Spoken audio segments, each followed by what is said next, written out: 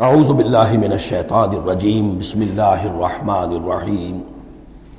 اس کے بعد اب جو مضمون آ رہا ہے وہ شاید اس سورہ مبارکہ کا اہم ترین مضمون ہے۔ یا ایھا الذین آمنوا آمنوا باللہ ورسولہ والکتاب الذی نزل علی رسولہ والکتاب الذی انزل من قبل۔ اے ایمان والو، ایمان لاؤ اللہ پر اور اس کے رسول پر اور اس کتاب پر جو اس نے نازل فرمائی اپنے رسول پر اور اس کتاب پر جو اس نے پہلے نازل فرمائی۔ ایمان والو، ایمان لاؤ، چھ معنی دارت۔ ایک ایمان ہے اقرار باللسان، وہ تو تمہیں حاصل ہے، وہ تمہیں موروثی طور پر حاصل ہو گیا۔ مسلمان ماں باپ کے گھر میں پیدا ہو گئے، وہ ایمان مل گیا۔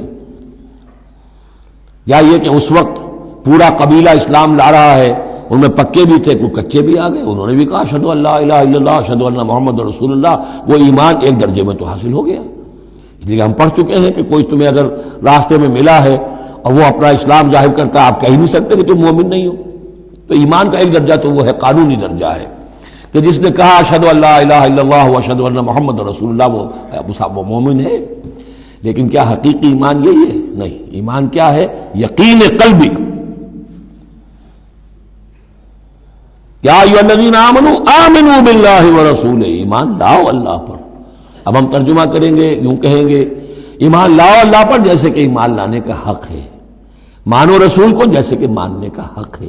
اور یہ اسی وقت ادا ہوگا جب اللہ اس پر اس کے رسول پر ایمان دل میں کھب گیا ہو، جیسے صحابہ کے بارے میں فرمایا گیا سورہ حجرات میں وَلَٰكِنَّ اللَّهَ حَبَّبَ إِلَيْكُمُ الْإِيمَانَ وَزَيَّنَهُ فِي قُلُوبِكُمْ، اللہ نے ایمان کو تمہارے نزدیک محبوب بنا دیا، اسے تمہارے دلوں میں کھبا دیا ہے۔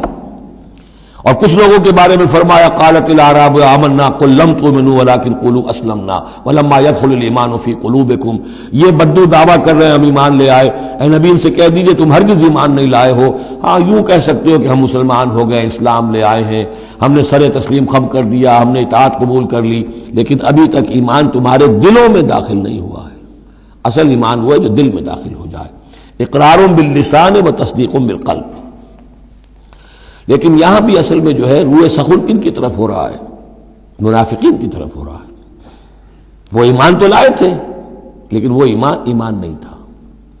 یا ایھا الذین آمنوا آمنوا باللہ ورسولہ والکتاب الذی نزل علی رسولہ، قرآن کے لیے لفظ نزل، والکتاب الذی انزل من قبل، اور تورات کے لیے انزل، اور اس کتاب پر بھی جو پہلے نازل کی گئی تھی۔